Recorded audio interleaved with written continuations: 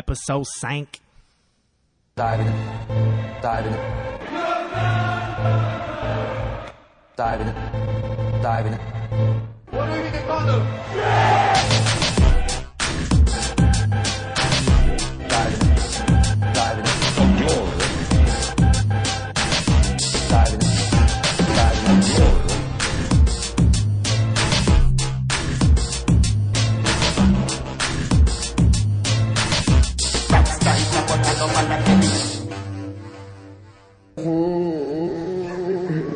Diving it. Glory. Yeah. Diving for glory, man. Episode 5.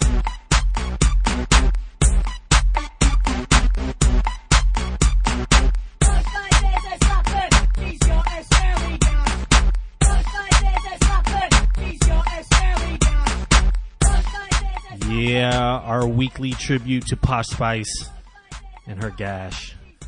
What up, man? Hola, bitches. Welcome back to Diving for Glory, episode 5, season 2. Corsiola in the building with the feeling that keeps the competition reeling. For reeling. Nah, that didn't work. Sir Solomon was good. Nothing. Not a damn thing. Ain't that damn thing change. Word up, man. This week we got Pochettino giving his points right back to United. AC Milan shake off their Napoli loss in style. Wolfsburg get the W, and a Diving for Glory closer look at the club later in the show. Also, Big 5 League reviews, Champions League draw discussion, and as always, our prestigious and egregious D4G award section. We are enhancing Diving for Glory a bit this year, so stay tuned as we will be posting every Monday on either iTunes, YouTube, or divingforglory.com. You can also find us on Twitter at Diving for Glory and Facebook as well. Follow, hashtag, subscribe, like, and if you listen and you like us, man, hit us up on iTunes and rate us like Trina, a 5-star chick. Alright, man. Remember, no episode next week. We international break with the clubs as we are a club-focused podcast. Just the cup, jerseys tucked, boots lace, diving for glory. Let's go. Whoa, whoa, whoa, whoa.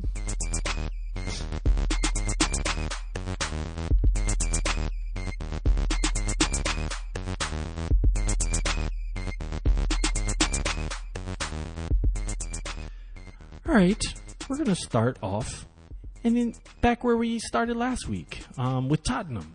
But they're not taking Manchester United this week because you don't play the same team twice. They took on an undefeated team. Manchester City? Arsenal? Chelsea? No. Watford. How'd that go? Wow. Okay. It was a battle of the undefeateds, and Watford at home is a tough proposition, and they came out, they played really hard, they tried to bully Tottenham, which is usually the bully in these matchups because they have so many huge players, but Tottenham just couldn't stand up to especially Troy Deeney as a wrecking ball. Troy Deeney came to play in this game. Somebody who did not play in this game was Hugo Lloris with a thigh injury. Do you think that made much of a difference here? No, I think that the defense couldn't handle him. Like, even in before Troy Deeney scored the goal, like, he was causing all types of mayhem in the box, and Toby Alderweireld hit the crossbar of his own goal, trying to clear it once, and once hit it over the pole. Like, it was a lot of last gasp defense going on, and every time they'd get the ball, they'd get it to the wing, and they'd try to swing it in. They had what they wanted there, and they made them pay. Both goals came on headers. All 3 goals are Watford players. Like, that's dominance. Did you see the shoulder to shoulder Deeney and Sanchez? Yep. He put dude, and Sanchez not a little dude. Put him on the ground. Yeah, you miss your angle at that speed, you're gonna go down. But like, Troy Deeney is a fucking house. Like, you should have thought about it and like positioned yourself better. You can't be a little weak. Well, I asked that about Lloris because, you know, Rom looked a little lead-footed on the goals, but then I looked at the placement of the goals. Like, you just weren't. Nah, the goals you couldn't do anything about them. And if you look at the defense, they were always scrambling, Toby Alderweireld like saved them on a lot of plays, you know. So a little bit more exciting than the game, I think, are the narratives around the game. You know, you talk about Tottenham here, and they come off this wonderful 3-0 tactical, coup by Pochettino against United, and they follow it up with this. Granted, it is away, it is Watford. Watford started off last year kind of fast. Is this just going to be is this a blip on the radar for Tottenham, or is there something to be worried about here? Or? Christian Eriksen doesn't seem like he started his season. Even in the games that they were winning, he didn't look like himself. And if he's not on point, Lucas has been covering a lot in terms of like he produces and helps Harry Kane out, but. Like, this is, in terms of especially offensively, very much an Eriksen-centered team, and he hasn't been impressive, so that's a problem. They need more guys of that ilk. So, correct me if I'm wrong, they weren't running two strikers up top last year. They were running Kane alone. Do you think the formation affects Eriksen at all? Could be, and Lucas's style of play, as opposed to playing the Korean cat Son, who, congratulations, you do not have to go to national service because they won the Asia Games. When Son plays, he plays a very vertical game and runs. And whereas when you get Lucas, he cuts inside and dribbles and holds on to the ball. So Eriksen does not get as long on the ball. So maybe that's affecting him. You know what I'm saying? Yeah, possible. He had a solid game from a statistical standpoint, but watching it, you just didn't feel like he... When he's on, like, this is a game, like, you'd have, like, maybe a goal and an assist in and, like, lead the Tottenham to, like, a 3-1, over Watford, like, but this Watford team was not having that. So, all right, let's shift to Watford then. Yeah, Watford, as far as them being 4-0, 12 out of 12 points. If they're just shooting for avoiding relegation, 40. they're almost there. That's the number you shoot for if your relegation team is 40. Only one team in Premier League history has gone down having more than 40 points, and that was West Ham. So did Watford make enough moves this summer? Did they to dream a little bit here, or is this just just 4 games into the season type deal? Like they don't have a bunch of international players. I think it's somewhere in between. Like it's 4 games into the season, so we shouldn't read into it, and they're not going to be a top half team. But Watford is going to secure Premier League status for next season early, and close up shop. Yeah, like if you play them in the second half of the season, we're gonna be like, well, what happened to Watford? They kind of suck now. They're just gonna be off. They're not gonna be close to like they're gonna start dropping so far that they won't be close to Europe, but they won't be close to relegation, and that's a successful season. You get another year of Premier League money, TV money. Then every year you stay in the Premier League, you're more likely to stay more. You know what I'm saying? Yeah, no, absolutely.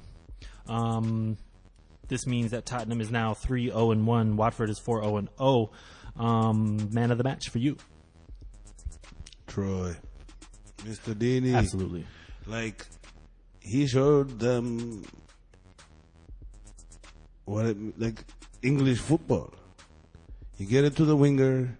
He pulled it in. I know Cathcart scored the goal too, big up, and that was a nice goal. But Troy Deeney just made that defense collapse. He was like Shaq. He is like Shaq, man, very much. He's a bully out there, dude. Yeah, I guess a surprising result. Faithful Spurs supporter that I know called this before the game. He said draw or loss. Spurs have not looked good since the season started. Like they haven't. It hasn't been impressive. Yeah, it hasn't been impressive. Like last week was relatively impressive. Huh? Go check your own. Right now, check your own analysis. I'm being busy being a prisoner of the moment right now. So fair. I don't remember what Tottenham did last week. I'm sure they won because he just gave us some numbers. 0-3. Oh yeah. Word up, man. Let's move along. Let's head over to the darling of this season as far as the leagues are concerned, Serie A. And let's look at the Milan. Where we thought we'd start. Yeah. Well, it's where we started our weekend. It's where we should have started. But, a little improvisation from the midfielder here, Corciola. Milan, Roma, AC. That was on Friday. That got our weekend cranking, and it got it cranking in a good way. AC against AS. And AC played in a 4-3-3 formation, and they jumped on Roma. Like, Roma was a little punch drunk in the first half. AC Milan totally dominated it.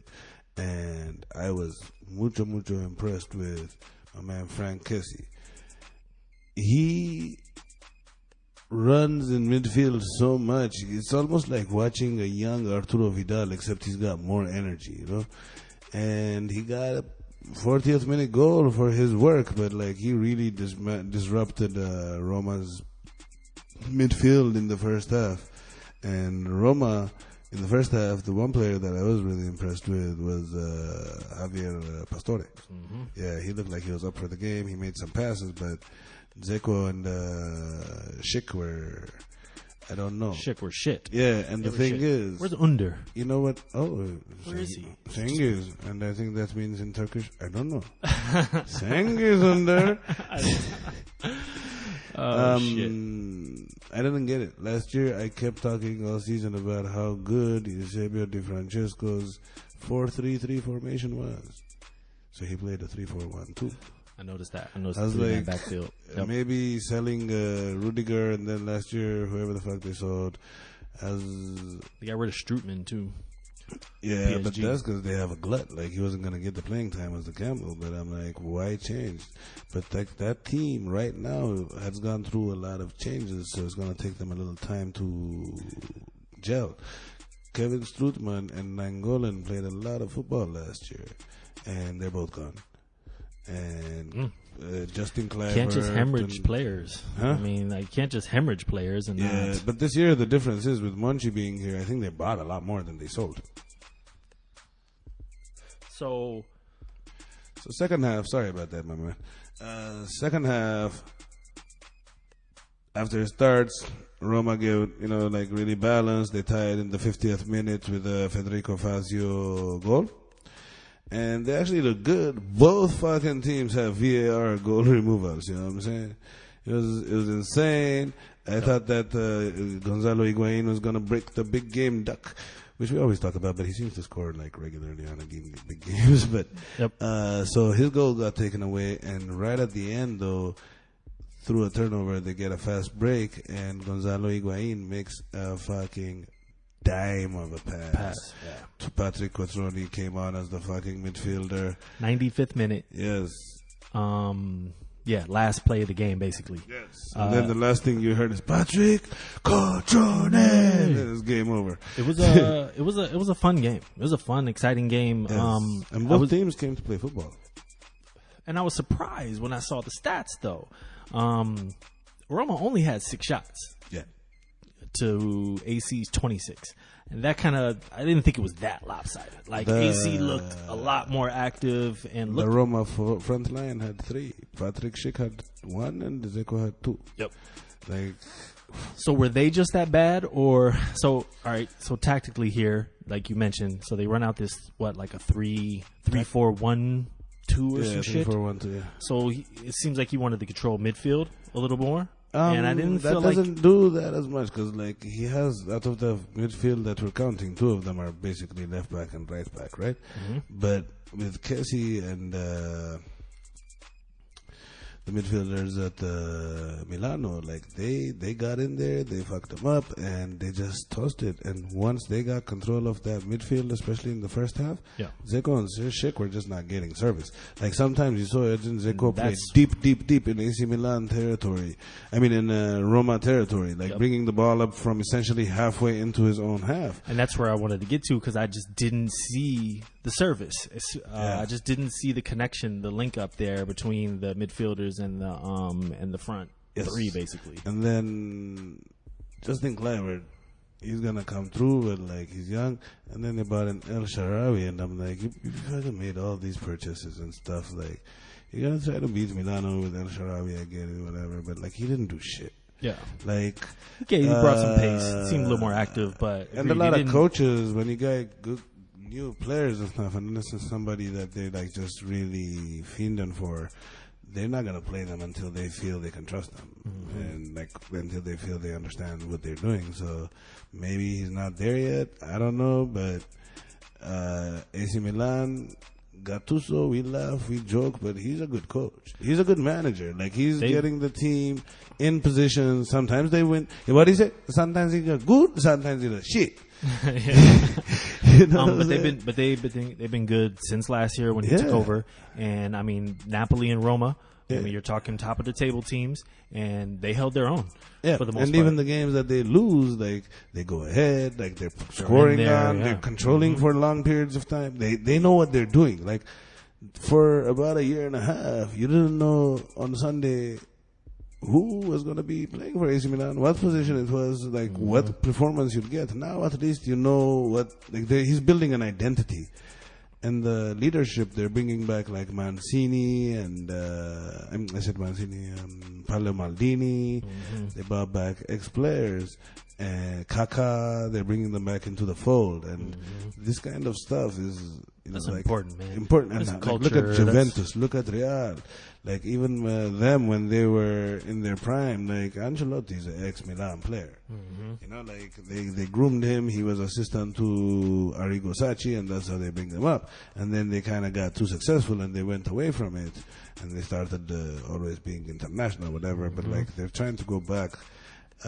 Elliot's plan for AC Milan right now is to build value, and they understand, unlike Arsenal's ownership, that the best way to build value is to build a talented squad and try to win and give that squad some sort of stability. And I think they're going in the right direction so far. Yeah, they got some nice young players. Is there something wrong at Roma? They're starting slow here. No, I think there's just too much turnover. You can't every summer sell 6 by 7 out of your 11 and expect to start off hit the ground running, especially when you're trading in internationals, you know, because like they played in the summer too. So I think Roma is still going to be a contender for the Champions League spots. I don't think that Roma, I didn't think before, and I don't think at all now, is a contender for the championship. Yeah. So nothing has changed much, in my opinion. Yeah, They'll hit a fucking streak of four games in a row win or whatever, and they'll be right back in there. Who'd you have for man of the match? I wanted to give it to Kessie. He was just a wrecking ball. And I'll be honest with you, I didn't even go and check his stats. I just, this was an eye test thing, man. He was a man. Yeah, for sure. He balled out. I got Kalangalu. Oh, yeah. Turkish kid. Çalhanoğlu.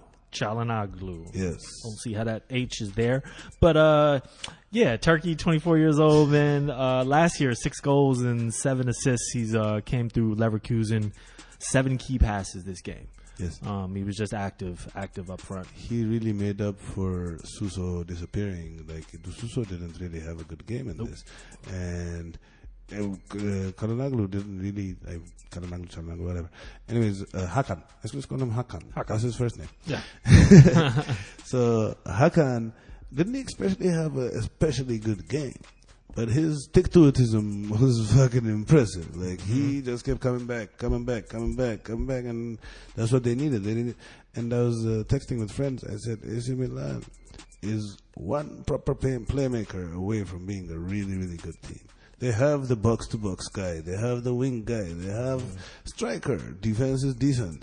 If they could just have like a number 10 kind of guy to just conduct the orchestra, then they would be... Could they be in the market for Ozil? Maybe? I don't know. Yeah, that would be interesting. Be interesting. Let the rest of the team play defense. Throw him in there. That is a league that I think Ozil could actually thrive in. Yeah. Like, hell yeah. He's got his football IQ is out of the fucking roof, and he just doesn't want to move. And there's not much movement there. They tell you your position because that's where you're supposed to be. Word up. Moving along, we're gonna go to Ligue 1. Holla at you from Monaco, hosting Marseille. This is a fun game. Yes, the best part about it is that when you said we're going to go to Ligue 1, go to Monaco, I was waiting for you to say, we're going to take you to France. And then say Monaco, and I'll be like, that's not France. No, I'm learning some shit. Bobbing and weaving. Exciting game, though, man. 3-2, Marseille takes home all 3 points here. Again, at the very end of the game. But again, dominating the first half. Marseille was nice in the first half. Dimitri Payet on the wings was murking the Cats. Let's talk about that goal. And before the goal, Kostas Mitroglou had a couple of crosses from Dimitri Payet who burnt motherfuckers on the wing and hit the target. One was saved, one was missed. And then on the third one, he fucking made it. And Dimitri Payet's play on the wing was so good that the fucking guy that scored the header went and fucking his celebration was to polish his shoe. Did the Cinderella The Cinderella slipper. celebration? He's like, dude. put your foot here, man. That was service, dude. That was fucking service. He was put tight. it on a platter for him, dude. Yeah, it was sweet. I mean, that's like the thing that we were like. You think about Payet, you think about them curling. Yes, those and bended. it was a prime Dimitri Payet moment. Absolutely. Well, speaking of prime, let's talk about Adil Rami's performance. Yes, Adil Rami had what is known as a bad day. Man. And then after you have a bad day, it's like you got arrested after a bad day. He had 2 errors that led to 2 goals. The one is okay, but like the back pass, the very first one, which he recovered on. That's why I was like, it's okay, because like he made a superhuman sliding tackle to make the fucking save. It just happens to be that Yuri Tielemans was right there, but you already gave up the fucking ball. Yep. Don't fuck up. He fucked up twice, got scored on twice, but coaching, tactics, that's where it's at. Yep. He substitutes in Florent Thauvin. What does fucking he do as soon as he comes on? Scores. And then we're going to get the tie, right? He's going to be like, put in... Germain? Yes, Valérie Germain. Payet? And they're like, oh shit, they're going for the draw. Payet is gone. No, sir. First touch. Tovin on the corner. Yes. Straight to Germain. And he came 90th in, minute, he scored a header. goal. Bloop. He took a shower, he went home. He did a whole day's of work in about 2 minutes. Take those 3 points with me. Thank you very much. He's like, give me that champagne for man of the match, and I'm out of here. Yeah. So that's 2 instances. We talked about a number of times. This always comes up, man. Super subs. In the Milan game, Cutrone, you said he's just one of the subs. He ends up scoring the game winner here. Both the subs contribute here. Like, it is a reoccurring theme in football, it seems like. If you play it right, the sub is a very, very, very dangerous weapon to have available. But you can look at it from 2 angles. Florent Thauvin and Valérie Germain are Marseille starters. You gotta beat them. Yeah. You know, so we don't know, like, that's where the management comes in. Like, we don't know if he fucked up by not playing them. Yeah. You know, a lot of times I see that, especially with Jose Mourinho. He gets credit for putting in the guy he should have started. Yeah. You know what I'm saying? But I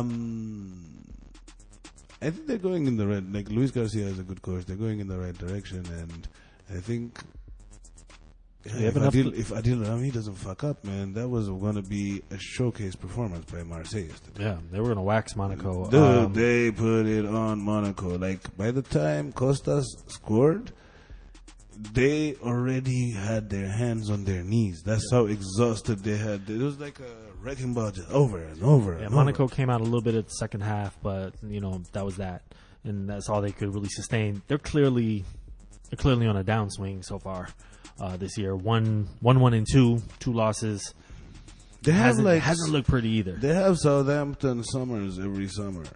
Oh, I know. You know, like, you can't, like, I get it, and they're gonna fix Huge it up, players. and then they're gonna fucking finish like 3rd or 4th, and they're gonna be nice. But like, this year's French league is actually low key very nice compared to how it's been. Is Marseille potential challenger For the title? Yeah. I don't think that any of the Any of teams them, I really don't have think the so, depth to go toe to toe. Like last year, they fucking won it in February with Neymar out. Yeah. Yep. I always remember the first year that I think when they brought in Ibrahimovic, Montpellier gave them like a for real run. Oh yeah. But like, I think you have a more likely chance of making a for real run if you're Montpellier than if you're Marseille, because like they might blink and they might fucking sleep on Montpellier a little too late, like how Leicester did. Mm-hmm.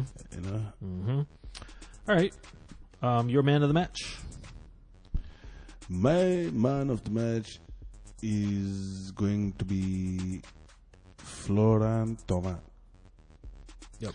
I think that Dimitri Payet did his thing and he was causing havoc, but like a goal and an assist in a 3-goal game, like, you gotta give it to you, homie. Yeah, pretty much super subbed in like 20 minutes of work or so. Super dorky white boy celebrations, though. Like, you need to just like do a prayer, like slide. Like, that is the ultimate white boy successful celebration that I've seen. Do the knee slide. The knee slide. Maybe you can't do that in France because they fucking play on farms. I don't know about that. Dude, have you seen those fucking fields out in France? Oh, I know. You know how Grow many? some grapes. Dude, Monaco against Marseille is a prime time fixture in France. That's like saying, I don't know, Tottenham, Man United of Monday. Like, that's that equivalent in terms of, you know? Oh, yeah, yeah. How many people watched it? 14,000. Get out of here. Yes. As far as the Yes, attendance? more people watch fucking Mystics games than Monaco games. Dude, seriously, man? That's awful. I was disgusted. I was like, yo, the principality should just like bring in people and fucking just sit them somewhere. That's super, super whack, man. All right, move along to a country that actually has incredible attendance, and that is Germany, not the United States. Leverkusen hosting Wolfsburg. Da, Da. da, da, da. Word. Da, da. Wolfsburg with the 3-1 here. Yes. It was technically a 2-2 because they both scored 2 goals. Ramazan, the guy called Ramazan, scored a goal on his own goal. Ramazan Orskan had an own goalie. goal. Huh? It's the goalie. Yeah, but I like that he's called Ramazan. Yep. Should have had the block, but I mean, he basically just knocked it right into his own. Yeah, it was a powerful shot. It's but just sometimes it bounces off the post and just This is the goalkeeper after- goes in. But they were Wolfsburg came at an away game at Leverkusen. that they ended up being down at first. Leon Yes, Bailey opened Leon up the Bailey scoring. with a nice one. Yep. With a nice one. So I found this interesting. So Leverkusen outshoots Wolfsburg 17-13, but of course only 3 on target. But Wolfsburg with 4 big chances to 0 for Leverkusen. Was They got- it Bailey, Brandt, and Volland? Yeah, Like Bailey has underwhelming. he has tunnel vision like a motherfucker. Like when he scores, it's nice, but like he goes Kobe a lot. Like he will try to run at you, turnover, and then when he'll have a score, he's made for the YouTube generation Sports Center highlight guys because like he'll fuck up a bunch of times and get you. Yeah. And Wolfsburg just put in like Bruno Labbadia brought in his team ready for the challenge, and I don't know how they're 2-0, but they're actually playing really good, and their forward play is nice. I meant to mention this about the Milan game and looking at like the average match positions of the players. Like, you know, you see it on that particular statistic because Milan had like the perfect shape of what they set out to play. Same thing here with Wolfsburg. Like their shape was exactly what they set to play, and Leverkusen's was like, even though Leverkusen played more people forward, the shape wasn't as designed. It seemed, and Wolfsburg kind of dominated this game. It would look like a game of veterans against a game of talented kids. Yeah, and that's how it played out. To me, like Wolfsburg played it like they were veterans. And we're going to get into Wolfsburg a little later, so I don't really want to say much. Mm-hmm. But the way they played them was Leverkusen and Leon Bailey, Julian Brandt, and all of them are very streaky. You get them or they get you. That's how they fucking play. And so we'll see how it goes. But this time at home, they should feel very embarrassed because Wolfsburg was projected to finish 15th this season, and they were as mentioned before, they were relegated last year, but won the playoffs, so they're back in. They're 2 wins out of 2. Leverkusen, who finished 5th, I believe, last year, almost in the Champions League spot, and they're a regular Champions League participator. They have now 2 losses out of 2. Germany only playing 2 games before they get a break. Love that. Like 5-6 seasons ago, there was one where Barca played 1 game. International break. That's why they tried to move it further. It's just that Germany was like the latest to start. Yeah. But the system works because, like, in England now, they're going to have played like 4 or 5 games. In Spain, they would have 4 games. And the Germans, not so much. Word up. Man of the match. Man of the match for this game, since I cannot give it to, I want to give it to Renato Steffen. Nice. Scored the 3rd goal in the 60th minute, and him and Wout Weghorst, which I don't know how to say. I wanted to say it too. Wout. You have to say the V. There it is. It's Wout. Wout, there it is. There it is. Not Wout. I got Jerome in the house. I said Jerome in the house. Roussillon. He's a left back from France, 25 years old.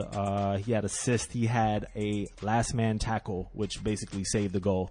Wonderful defense, 2 key passes, 87% passing, and 3-3 completed dribbles. I thought he was a real nice presence in this game. Boom, Mr. Roussillon. Jérôme. Yeah, we're going to move along here in a sec to the next section.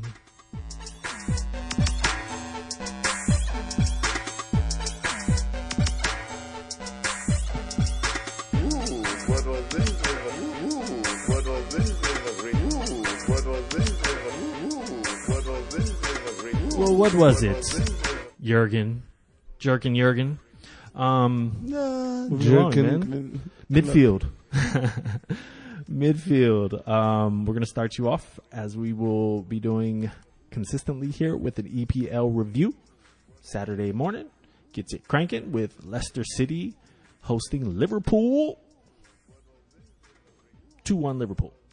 Yes, and a few observations. First off, the first half, especially Liverpool, was very comfortable until my man with the lady name, Alisson, fucked up and let him back in it with a goal. But the thing is, Leicester City was playing the game like they had Jamie Vardy. And they didn't. At all. And which is unfortunate because Kelechi and Nacho came to play. Mm-hmm. Like he got the ball off of Alisson and made the play for the goal for Rashid Ghazal. But Leicester City should have done better, should have put more of a challenge on Liverpool. Liverpool's midfield, what they put out there with Henderson, Milner, and Gini Wijnaldum, like they should have made them pay. Should have made him pay. I wasn't that impressed. Yeah, Damari Gray had a shit fucking game. Yeah. He's almost on the precipice of being something. When are you gonna at least turn into Wilfred Zaha situation? Like you have. I wish. But what I'm saying is, like, if you you gotta be big fish in small pond at some point. Like you can't always be almost there. Yeah. No, agreed. Yeah, man. Liverpool, the Alisson mistakes. That's something to actually be concerned about. Not the mistake, but how shook they got after it. And we were talking, and you mentioned, which I agree with you fully, that if you run at the defense and make Virgil van Dijk make decisions with the ball at his feet, things can happen. Can rattle him. And I think that applies across the board to all the defenders that they have.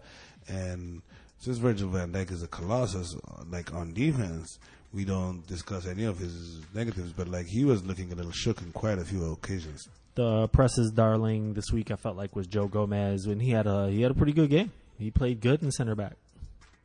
Yeah, he played good in center back, but like Leicester had a bad game plan for attacking the center backs. Mm-hmm. I think that with a little better planning, they should have done more. I don't think that, I think that Liverpool could have gone into another gear if it was required, but it was an easy game, so we'll never know, you know? Yep. They got it. Bobby Firmino's goal was really nice. It was. The header, right? Yeah. Liverpool, undefeated, top of the table. West Ham hosting Wolverhampton Wolves, and West Ham takes the loss for the 4th time out of 4 games. Yes, it's Wolverhampton Wanderers. Oh, it is. Did I say the Wolverine? You said What the hell Wolverhampton what Wolves. did I say? Whoops. Just the Wolves, man. Remember the name. If you're going to fuck up on West Ham, man. Because they're the ones that have the 0 points. So Getting hammered. Yeah, West Ham played a shit game. They have no idea. I don't think Pellegrini is the kind of guy you get if you're a team that's organized. You have a decent structure, and you bring him in, kind of like a Ancelotti. You know, like you have veterans on your team that understand, and he'll come in and discuss But you don't tactics think and stuff. this isn't the situation for Pellegrini? I don't think this is the situation for a sane, decent coach. Like, you need a young guy that's fucking insane and just wants to change everything. And West Ham needs a whole culture shift, dude. They're in their new stadium now? The West Crowns Stadium? Is that what it is? Because they Olympic Stadium? Yes. That is their stadium. No, they rent it. They rent it. That's right. Yes, that's it right. belongs to Whatever it was, Her dude. Majesty, the Queen of England. Whatever it No, was, the fucking field looked like itsy bitsy. Like I didn't like. Yeah, they've been It's talking small, over here dude. with the college football about how Jay-Z and Beyonce's concert Trash been the- fucking up the fucking shit. I'm like, why is it only the southern fucking state university that I hear about this? Of course. They don't fuck up BYU's. Anyways, Moving along, Brighton and Fulham played to a 2-2 draw. Fulham's out here scoring a lot of goals. yes, but the one thing I want to talk about is that we've been talking about Ryan Sessegnon. Actually, correction, I've been talking about Ryan Sessegnon a lot, and I've been expecting shit to where I even added Ryan Sessegnon on my fantasy team. Last week, they had a game where they scored 4 goals. He did not do anything. He did not have an assist. He did not have a goal. He had 1 point and a yellow card. This week, they had again a game where they scored 2 goals. He came off the bench, and a 2-goal lead ended up a 2-2 game. Glenn Murray pulled them back. Whoops. It's tough out there. Need those points. Oh, yeah. Charla and the unstoppable and also confusing Mitrovic scored the goal. Mitrovic confuses me because the only thing that Rafa Benitez's team is really missing is a striker, and Mitrovic can't stop scoring. Yep. Nice. Chelsea hosting Bournemouth. Walk away with the 2-0 here. Yes, a few observations from this. 1, Kovacic, Jorginho And Kante. started together for the first time. Mm-hmm. I am excited. It's good. It's a good midfield. 2 essentially are being played as box to box, and Kovacic and Kante are hunting with Jorginho in the back. Depending on the opponent, sometimes you can move Kante to the back, and you can have Jorginho running the ball, whatever. But Chelsea's looking really scary in that manner. Yeah, and then they're another team that could have used Mitrovic. I mean, what are they going to do about the striker? Murata with another whatever So let me ask you a performance. question, which I haven't really got into the interwebs deeply about this. Is Mishi Batshuayi the gimp in Pulp Fiction? Like, where the fuck I know. is he? Pull him out the box. Like, you haven't loaned him, you haven't sold him. Oh, He's no, there. they loaned him. They did loan They him. loaned him last year. Oh, Where I is he think now? No. I think they loaned him this year. Okay. I'm pretty sure about that. But, But I'm like, even then. Stat guy, handle My that. question, yes. Call the intern. My question is. Valencia. Yeah. What my question is, though, even then, why are you doing that? Yep. It's They should better have carried. than what you have. Should have carried. What the he's strikers. done from January until the season ended was enough to warrant a starting An position. opportunity. Yeah, an opportunity. Yes, yes, a starting opportunity. And especially with Morata and what he's done since January, you should be looked at as, quote unquote, like a new signing. This is our striker. You know? Yeah. Yeah. Interesting dilemma they'll have to work out throughout the season. But more importantly to me, Morata runs around, he does his thing, so like even if he doesn't score a goal, I'm not too concerned with that. Willian has started the season looking like complete shit. Pedro, when he started, and even in this game, when Pedro came on the bench for Willian, the game changed. Mm-hmm. And I think that in the Sarri ball, the freedom that it allows, a player like William that just runs in straight lines is a little meh. Yeah. Whereas Pedro is going to take that spot, and I think whoever is striker plus. Yeah, William talking that Barcelona shit, man. Keep your business to For yourself, like son. 195, 23 Keep your million. business to yourself. Trying to hype yourself up. Anyway, sorry. Moving along. Crystal Palace, Southampton. Southampton with the 2-0 here. Yes, we have to always mention when you say Crystal Palace, like the birth of Jesus was before Christ and after Christ, right? Was Zaha playing? Was it what? Wilfred Zaha playing? Really? No, he was not. So they lost. Does Wilfred Zaha play? Yes, he was. Then they win. This is Crystal Palace's season. And this game, he was not on the squad, so they lost. They lost. Okay. Simple. Everton So simple. Everton Huddersfield 1-1. Another draw for Everton. Everton feels like they should be better than they are. I agree, but at the same time, I'm giving them a little time just to see because they have a new coach also, a new manager. And you saw the chaos of the summer with the Sam Allardyce thing and everything last season. Yeah. So you're going to give it a little Better time. start than last year. And they are notorious slow starters. So these draws last couple of years would have been losses. Yeah. City hosting Newcastle. And City get all 3 points here. Tough match for City. It was a grind, and Rafa knows how to park a bus, man, and he made them work. You could tell they were frustrated. Like he didn't want the ball. He let them have the ball. They positioned themselves nice, and they just played some grown man professional football. But at the end, they're just less talented. And Kyle Walker's first goal for Manchester City was a stunner. Yes, it was. It was a stunner, and also Sterling's shot was beast. Perfect height. Perfect height. Yep. 2 nice goals there. Newcastle made them work, man, to the very end. All you can ask for really in that scenario is be in it in the last 10 minutes, and they were. Yeah. They were like running, trying to make the crosses at the last minute of the game, and the ball was whistled out. Like they know at the end. So any concerns here about the start for City? Like it's not blazing. I mean, do you think there's something to be worried about here? No, I don't know. I mean, they haven't scored 5 goals on everybody. Okay. Yes, there is. No, I mean, I'm in my watching them. I mean, it doesn't look as crisp. That's almost to be expected. Like 99% of their team was in the World Cup. That's what I'm saying. Coming like off the if World you're Cup gonna year, get them, so you're gonna get them early. So like they're gonna look ugly at the beginning of the season, and like if it happens, like in Ben Mendy is starting, Riyad Mahrez is starting. Like formation hasn't been the same for multiple games since the season started. Bernardo Silva has started. He's been off the squad fully. Like there's been Sane situation. So it's just gonna take a while because you can't have 50 million pound players come in every season and know exactly where to put everybody. Mm-hmm. Word up, Leroy Sané thing, something to watch. Quite interesting. Moving along, Cardiff Arsenal. That was a fun game. That was a fun fucking game. And some fuckery going on, but it was a fun game. 3-2 Arsenal. Yes, and nice goals in that too. Especially the French connection. The last 2 goals that they scored were both Alexander Lacazette and Pierre Aubameyang. I liked they were both nice. I really liked the Lacazette one because it was like dunking in your. It was did. it was like the post move.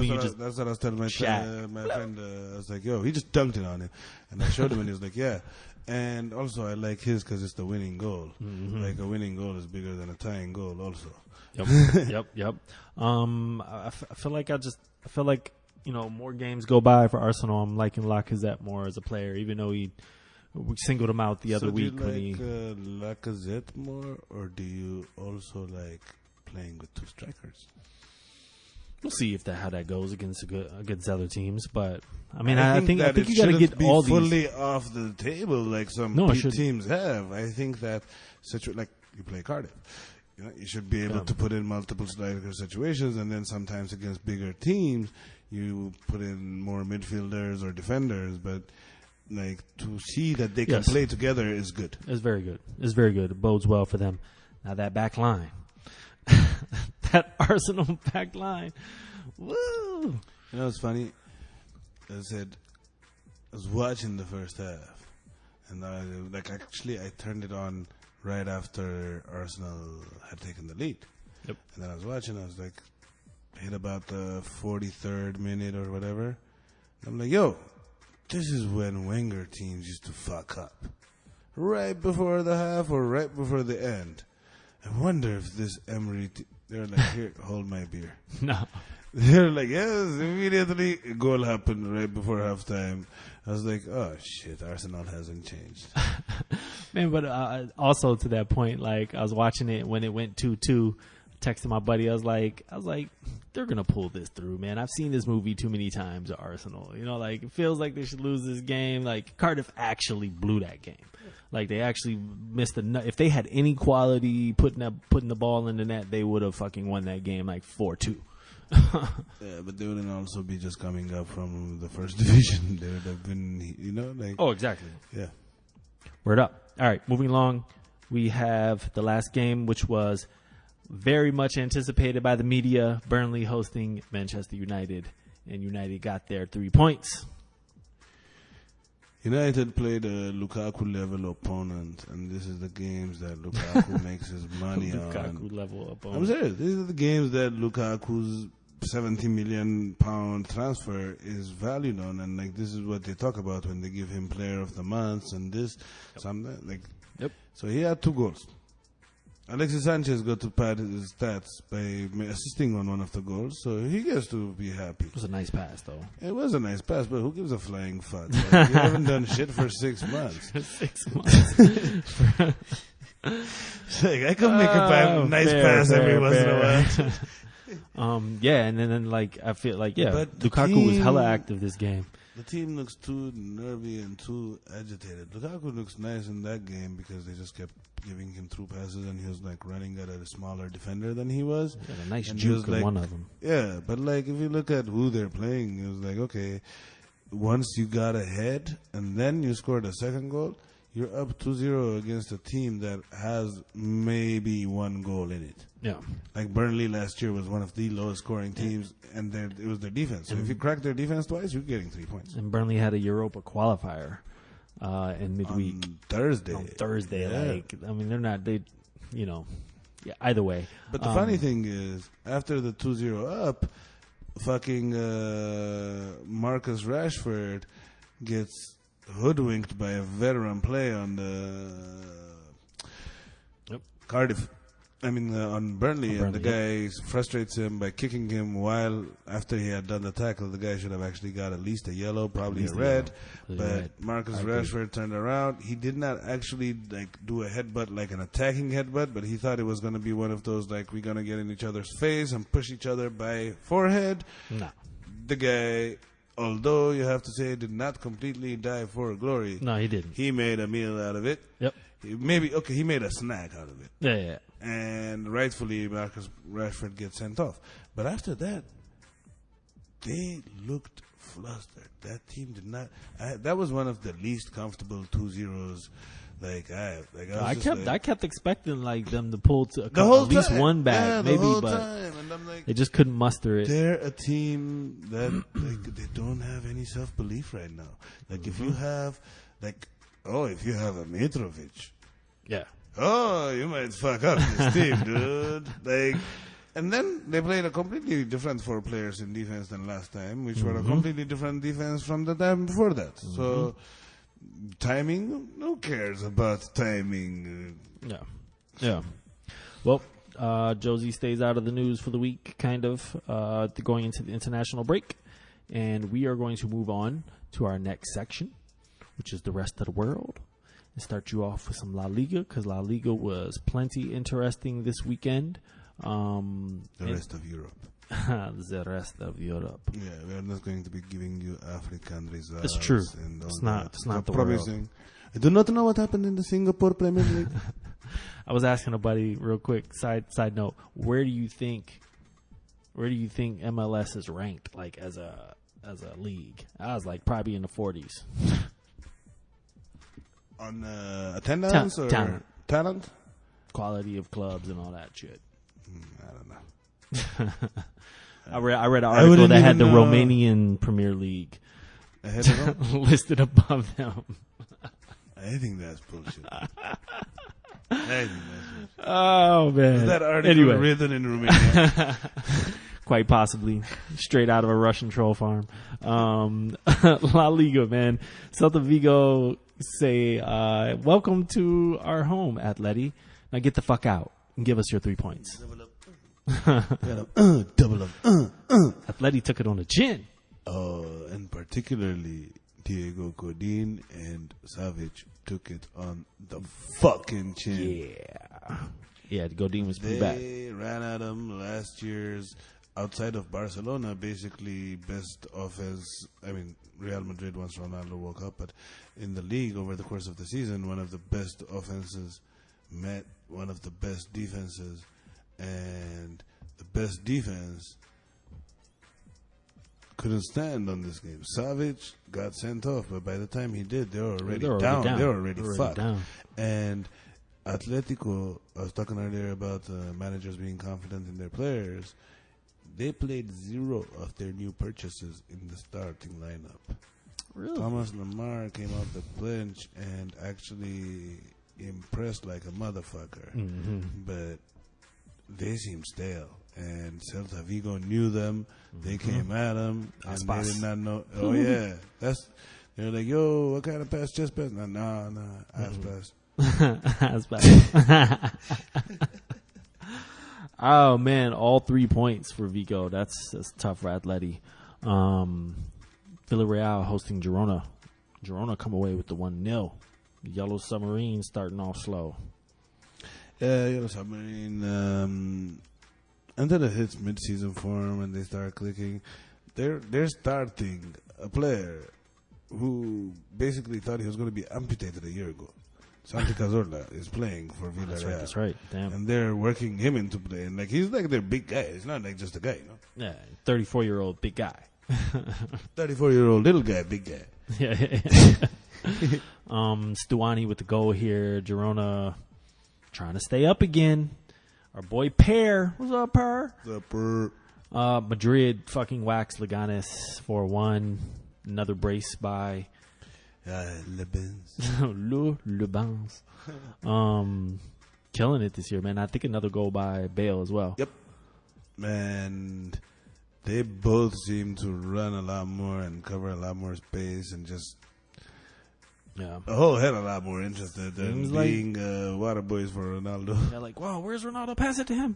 Levante hosting Valencia. Valencia grind to another more drop points. 2-2 here.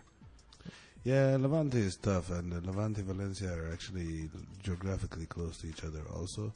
So it's actually a game that means something, and they go at it. Danny Parejo hit a penalty and held them back in the game, but Valencia, basically, if you execute your game plan properly, they give you enough opportunities to win, to beat them. Absolutely. It's just, I don't know, I still can't, it flabbergasts me how the fuck people just shoot at them like 150 times and then come away with a draw or win. Well, it seems like it's changing a little bit. We mentioned earlier, or at least amongst our conversation, Betis hosting Sevilla, 1-0 in the derby. Yes, derby. Joaquin is born and raised Betis player, played at Atletico. He's gone all over Europe and played at other places, but he captained them in the early 2000s. Fucking wicked ass winger, identity. They're not as successful as Roma, but he's almost like their Francesco Totti. And who scores the winner in the derby? 1-0 game, Joaquin. So big up yourself, Hughes. No doubt. Well, on the opposite end of the spectrum of a 1-0 victory is the Barcelona victory over Huesca. Huesca, newly promoted, first year ever in La Liga. Say they will go toe-to-toe with anybody, and it seems like they tried to. I have no notes on this game. I watched the game, but I was like, yeah, I don't give a fuck. I was just 8-2. I was like, That's a lot of goals. Never human. So the game started with, first of all, Huesca going ahead. And then Messi ended some guy's career. Yep. Like, Ended him. And he then Boateng'd him. Like, that's actually a thing now, I think. He got Boateng'd, dude. Dude got totally Boateng'd, and then everybody else started scoring to where Huesca players started scoring for Barcelona also. So 8 rough goals out there. in a league that goal difference doesn't matter. So awesome. Word up. Let's move along. The 4th place player in the world, Lionel Messi. Behind Modric. He's not Modric. And one day he'll be as good as Mo Salah and Luka Modric. Maybe. Maybe. Never Ronaldo, who also didn't win the award. All right. Moving along. Italy, Serie A, Milan. We already mentioned that. Bologna hosting Inter. Inter with the 3-0. Get off the schneid here and get some points, man. Finally. Still had a bad team out there. Like, I don't think the Spalletti knows his team. The bench and who played the match. He actually played Nainggolan up in a 10 position, and Nainggolan played pretty good and started the scoring with his goal. But I don't think that that's a positive for the team. Perisic did not look as good. Keita Balde started over Icardi. I would not be surprised if Icardi is sold in January. Or maybe if by summer, I would actually maybe even put a wager on him leaving. Okay. High hopes for Inter this year. Parma hosting Juventus. Juventus with the 2-1 here. Still no goals by Ronaldo. Yeah, but you know who did score? Who? Gervinho. Oh, what? Back from China. Yes, that Really? Gervinho. You remember Gervinho Yeah, we from remember Arsenal? Gervinho. And Roma, yeah. And Roma went all the way to China, and now he plays for Parma? Parma, and he scored before Ronaldo. Nice. Juventus still undefeated here. Yes, they're affected 0% by Ronaldo not scoring. And the most interesting result out of Serie A is Sampdoria smashing Napoli 3-0. Yes. And they provided us with the moment of the season so far. But it was over before it started. Like, they just jumped on them and fucked them. Yeah. That's basically what happened. I think you called that last week a little bit. Like, they got those 2 wins, but it looked like it could be maybe a red herring type season. They were definitely, if you recall, in the previous 2 seasons, they were punching above their weight, and that's what they made them the darlings. Now they're punching at about their weight. Yeah, it's and not like sometimes you get fucked up at that weight. And it's not like they went out and just like made awesome signings. Like they lost Jorginho. Like they didn't. And decided to just like move guys around. You know what I'm saying? They did sign Koulibaly to an extension, but that's just gonna make them more money in a transfer because he's not gonna sit here and take this either. Yep. All right. Bundesliga. Dortmund, after a wonderful 4-1 last week against RB, show up and scoreless against Hanover. I watched a lot of this game, and I want to sue them and get my time back. It was that drab? Nice, Dortmund. Yeah. Dortmund. Bayern with the 3-0 over Stuttgart. I mean, what are they supposed to do? But I think that's how long it took Bayern to be sole place in first place in Germany. 2 games, and they're already on goal difference in first place. In first place. Nothing unexpected there. The other interesting result, I think, here is Hertha Berlin beating Schalke at home 2-0. Schalke seems like they missed the fucking guys that they sold in the summer, and the team maybe was a red herring of a season last year, man. Yeah. No wins in their first 2 games. League Andre Duda. Duda? Is the guy that dude, fucked him the up. Duda? Yeah, 2 goals from Duda. We're gonna have to give Duda of the week. Yeah, Duda of the week for Hertha Berlin. Duda double. Duda double. All right, Ligue 1. Nice on Friday get it cranking with a 1-0 over Lyon. Lyon again. All these darling teams that we kind of peg. They're starting slow. In the summer, if you hear a lot of transfers from one team or even rumors of one of their superstars, like this game, They lost. Alan Saint-Maximilien, big up to you. You scored a nice goal. You're going to win. But they started the David Fekir on the bench. Why? Because the coach was break. giving an interview saying beforehand that, during the fucking transfer window, they got in his head and he's not 100%. Okay. Yeah, who's definitely not 100% is the guy you put in. Exactly. They took that L. Oh, yeah. PSG with a 4-2 over newly promoted Nimes. A couple red cards in this game. And Mbappe, couple goals. Yeah. And Mbappe, after the fucking red card, came out and said if he had to lunge in like that, he'd do it again. I was like, you damn go. right. Cowabunga. Protect yourself, dude. Yeah, dude. I want to mention and then one he other... went home and ordered a pizza under the metro station. One other result I want to mention is Stade Rennes beating Bordeaux 2-0. Bordeaux, bottom of the table at this moment. The Malcolm loss looks to have hurt a lot, and Stade Rennes qualifying for Europe last year. More than the Malcolm lost. After the Malcolm loss, they sold another player, at which point the coach had a rant, and the coach got fired, and now they're playing under an interim coach. They almost hired Thierry Henry and did not agree on terms. So, yes, the Malcolm thing among other one or two things. Among other things. All right. A really cool thing happened this week, and that was the Champions League draw. We just want to talk about the groups briefly here, run through them for you. We will have a preview for you since they get cranking when we come back from international break next in 2 weeks. Let's start it off, man. Group A. Monaco, Atletico Madrid, Dortmund, and Bruges. I love Bruges. Yes.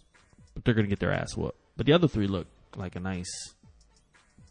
Looks like a decent... What do you mean a decent? That's one of the strongest groups out there. Atletico Madrid has a 1, and then you get Dortmund is one of the stronger 2s. Monaco, and then you got Club Bruges, but we gotta have one done. Yeah, but that's a tough group. But what I like about it is that Monaco and Dortmund are balls to the wall offensive teams. That's what I was Atletico Madrid, that's a very defensive team. So there's a lot of good matchups in that group. Should be interesting. Atletico not getting out of the group stage last year, in a very disappointing fashion. After making the final 2 out of 3 years, though. Oh, absolutely, for sure. We're only talking about last year. Diving for Glory only existed then. We don't really give a fuck about previous. Fair. Group B, man. This is one of the best fucking groups I've seen in a long time. Barcelona, Inter, PSV, and Tottenham. Yes. Technically, Barcelona, Tottenham, PSV, Inter, because the Pots and Inter is the 4th rated team. But... yeah, when Tottenham came at Barcelona, I was excited. I think they're going to be good. They're going to be matchup. Harry Kane is going to be difficult. Give them challenges, but I think Barcelona can still beat them. But they're strong. It's a strong enough group to where Barcelona actually has to get out of second and third gear to advance. Yeah, they do. And I think that in the course of the season, that's going to be good for them. Because they will know how to play. Like some seasons you see it, they're kind of slow motion this year. Oh, they're doing their thing in the league, but as soon as they meet a team that has been playing at a high level, they will collapse. Yep. So I'm kind of happy that, you get test against Inter, against Tottenham. PSV, the wingers on PSV, Chucky, Lozano, and they're fucking fast, and it's going to be a lot of learning. Tottenham getting the Spanish Giants 2 years in a row. I think that's just good for them and their, what they are aiming for with their project, to be able to play against, judge yourself, kind of, They advance. Yeah.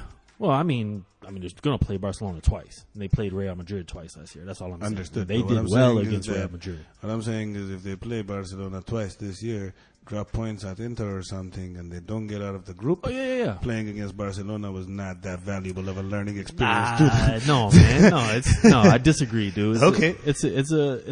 like you just need those type of games. You need those games to like they play in the Premier League. They've been in the Champions League now 3-4 seasons in a row, playing against top competition. They played Juventus in the knockout stages last year. Yeah, last what year I'm saying this is like, year. yeah, Yes. but you can't every season be like, oh yeah, now they have this team. They met this. Like this is the Champions League. You're gonna play a big team anyways. Okay. You know, They still have a young team. They have players that are going to benefit alone from the experience. Okay. You can't That deny can apply that. to every fucking game of football, though. No, it doesn't. When they go and fucking play. Tell me a team that's going to play against Barcelona go- that's not going to benefit from the experience. What? Give me that. Tell me a team that's That going to is play not- against Barcelona that's not going to benefit from that experience. But that is not even what I'm saying here. What I'm saying here is that this is good for the Tottenham project. No, of course there's going to be a fucking benefit. So good for fucking Tottenham that they get to actually fucking play them. Because usually you don't. Because they're not going to the championship. They're not going to the knockout round. Any good for the Tottenham project that you're talking about? They don't need to get out of the group. They don't need to get out of the group. I just don't like I think that's just asinine. playing. I think it I just think that's playing. asinine if you just think that- playing against them. All right, Going in the next subject. atmosphere. Going in the atmosphere Yes, is beneficial. atmosphere man. is good. It's beneficial, man. Yeah. You need to be able to judge yourself against these level of teams, man. You don't need to get that advance. opportunity. You need to advance to the knockouts and judge yourself there. That's where you judge yourself. Fuck a group stage game against anybody. You act like they're some type of favorite. Like they're not even expected to fucking even if they. But what do I'm trying to come tell out you of it. is, for the Tottenham brand, you want a You're weak talking about the fucking brand. team. I ain't talking and about get the brand. fuck through. You're talking about brand. I said the project.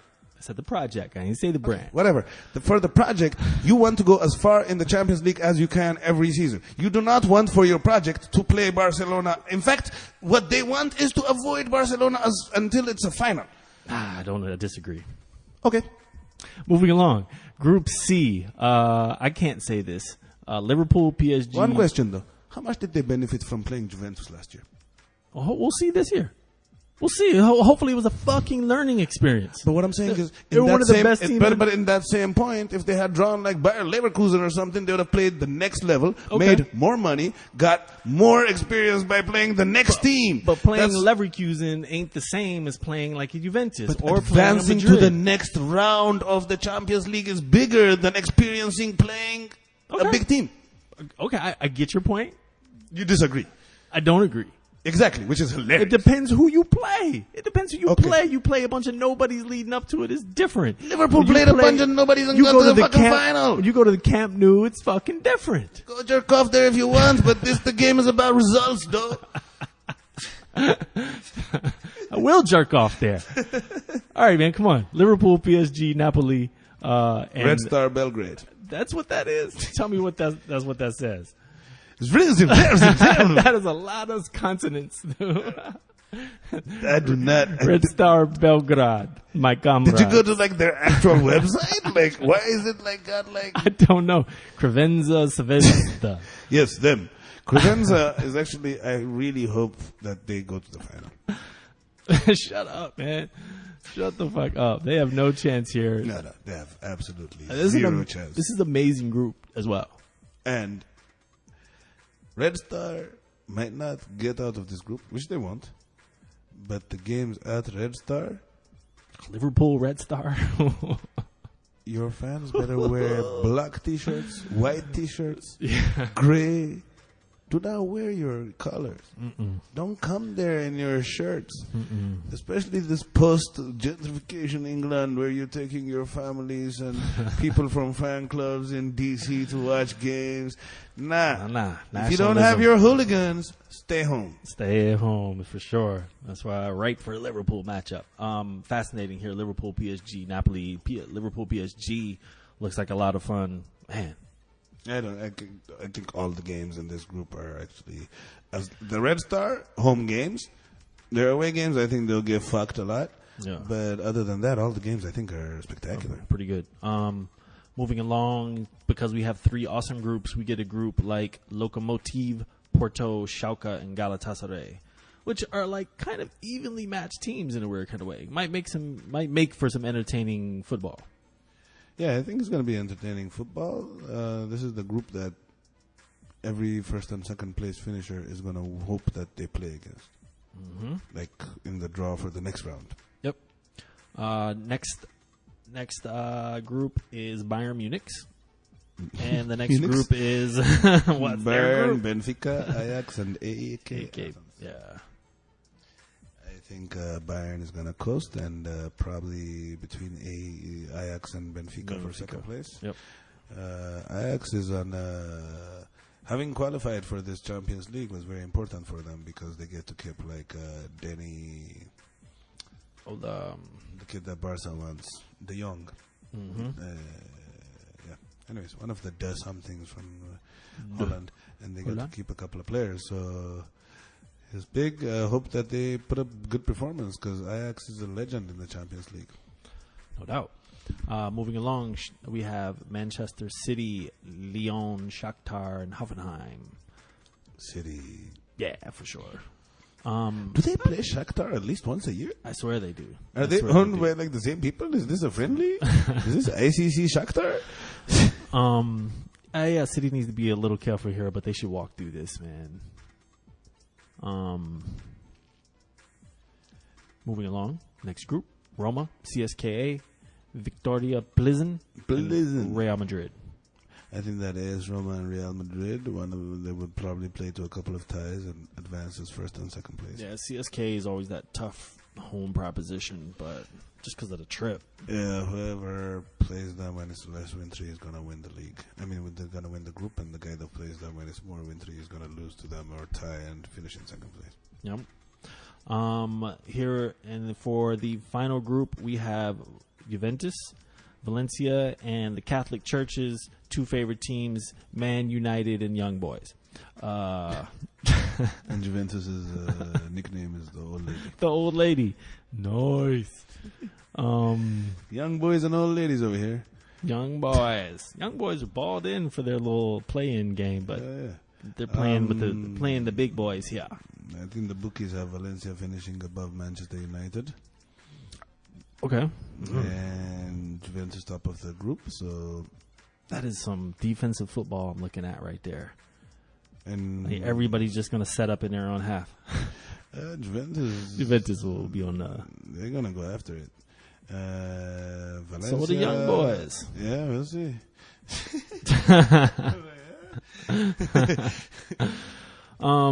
Yeah, man, cannot wait. Champions League 2018, let's go.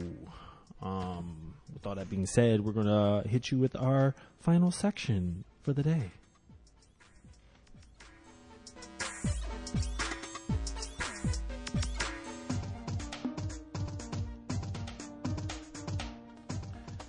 Yeah, here we are, forward section. We wanted to take this time to give y'all a little song. No, actually, we're just going to profile, give you some information about teams that you may not know about outside of the Big Six. There's so many teams out there. We talk about a lot of them, but I'm always interested in history of clubs and things of that nature. And we chose Wolfsburg, seeing that, you know, they had a nice little 2 victories over the past couple of weeks and, you know, have some history in Germany. Tell us about it, Sir Solomon. Yes, Wolfsburg is known actually as Die Wolf.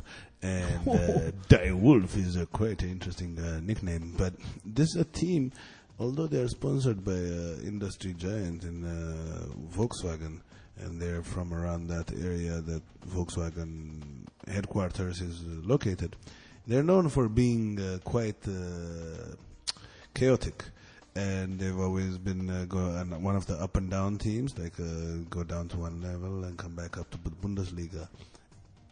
Last year, they finished in the relegation playoff spot and had to win the relegation playoff against the third place team from the second division. So imagine, there was like about 5 or 6 teams between them. And that's how they got here.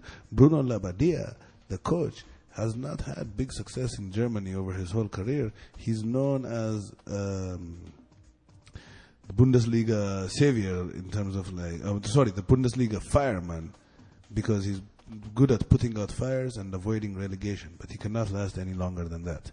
And that this season they have started with 2 big wins over Leverkusen and Schalke, but they had 5 different coaches over the last 2 seasons.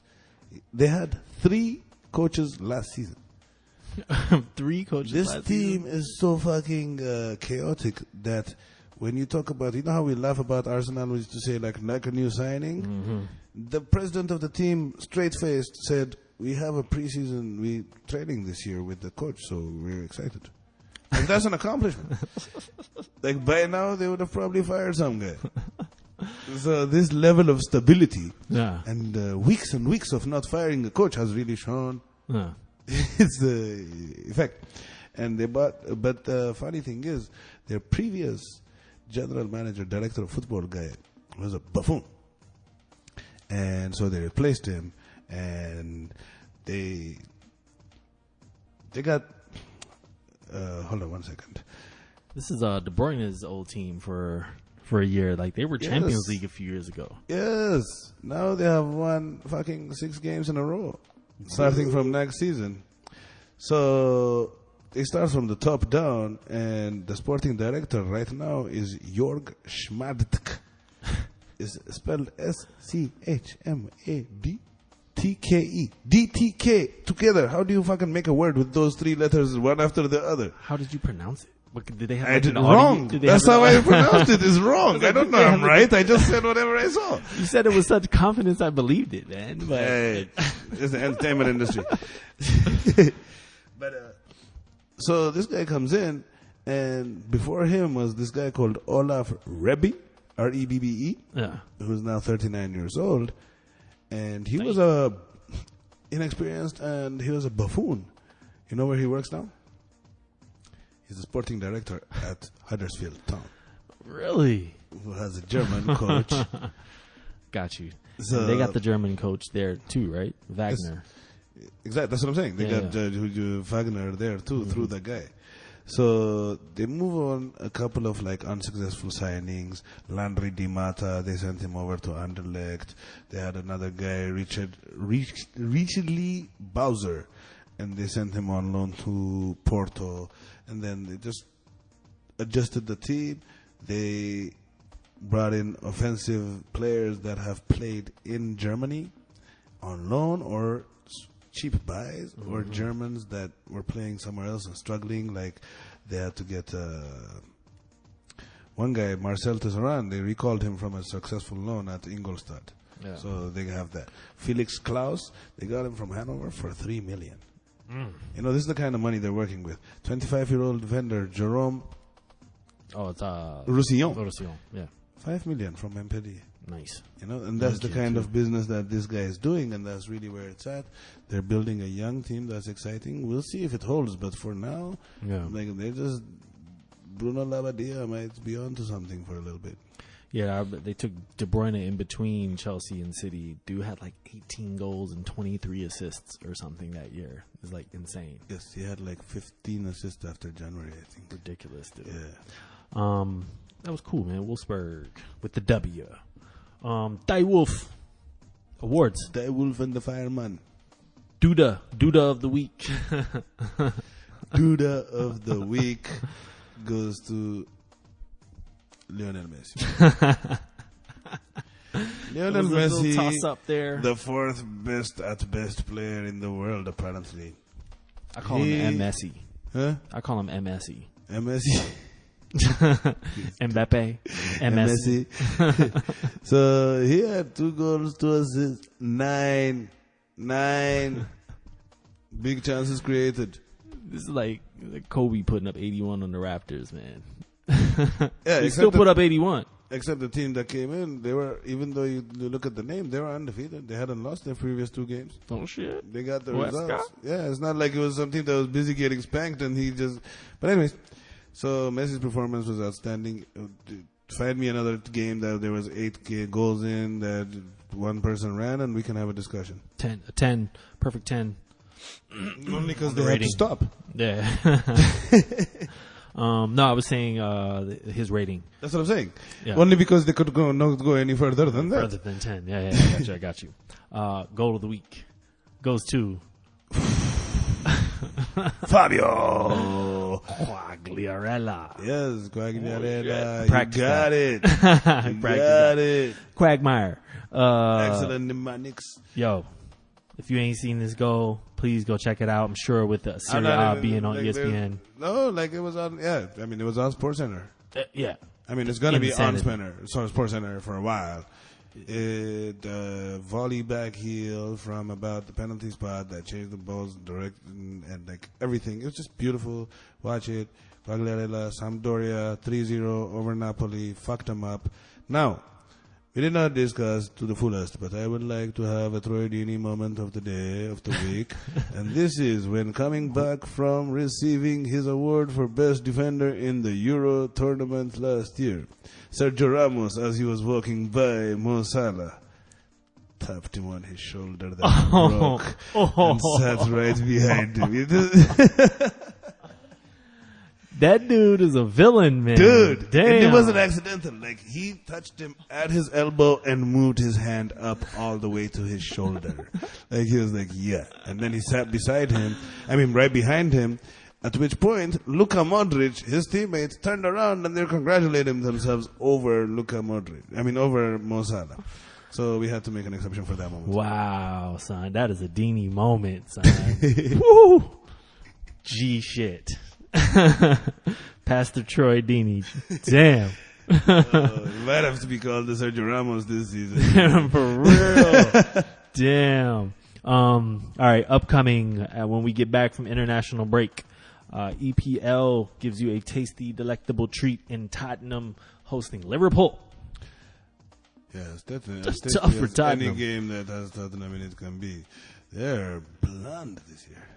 Maybe the Korean guy, because last year, remember at the beginning of the season, they were not looking that good. Mm-hmm. And Son got a bunch of goals and carried them. Yeah. Maybe that's what they need. Maybe that's what they need. A little more activity there. Give me some fun. Give me some sun. They really, that makes the 3 points dropped at Watford even like, that's tough, man. Come off of that into this game.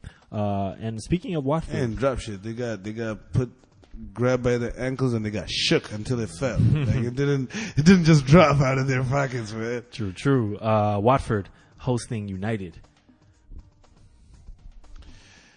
Yeah, I think Watford will win it. Man, if they are like at some point win, not that win.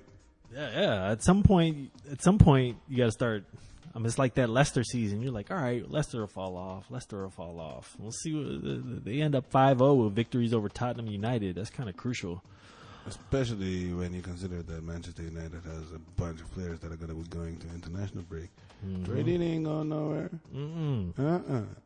Nah. Serie A. Cathcart? You can't even write Cathcart on a national team's jersey. Serie A, Napoli hosting Fiorentina.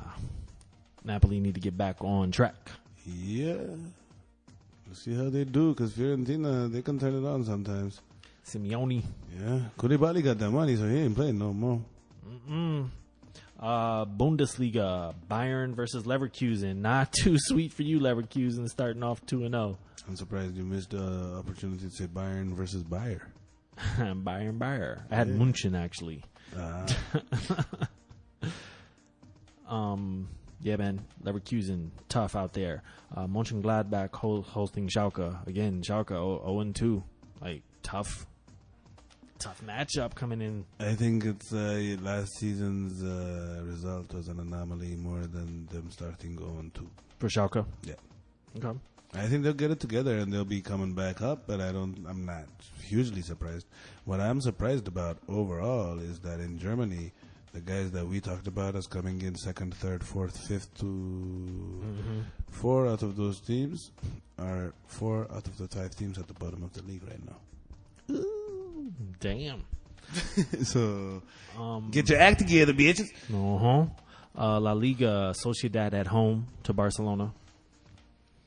That's always a beautiful game. Yeah. Sociedad, even when whatever they're trying to accomplish, they play football. And it's a fun thing to watch. They're not just one of those like thuggy teams or something that's trying to shake your ball. They play football. Valencia hosting Real Betis. A test for both. Can Valencia's style of letting teams come at you and just stealing the points work, or is Real Betis ready? Because if Real Betis has a lot more talent than Valencia has, a lot more talent. Bilbao hosting Real Madrid. Yeah, Madrid's going to steamroll them. Steamroll them. Girona and Celta Vigo on Monday. Can't call it. It's gonna be fun though. Yeah, both fun, go fun. balls to the wall. Fun. It's gonna be a track meet out there. Yeah. And Ligue 1 gives you Stade Rennes versus Nice and PSG versus Saint Etienne. And we're done. Outro, man. That's the match in the books. Diving for Glory Season 2, Episode 5. Let's get it. As always, thanks for tuning in. We appreciate anyone who takes the time to check us out. Don't forget, Diving for Glory posts every Monday on iTunes, YouTube, and divingforglory.com. Hit subscribe. Follow us on Twitter and Facebook at Diving for Glory, man. Please rate us on iTunes so more people will think we're awesome. Until next week. Right. And don't forget, the rating is 5 stars. 5-star chick. Till next week. Corsiello. Solomon. Yeah. 1. Diving it. Diving it. What do you think about them? Diving it. Diving it. Diving it. Diving it.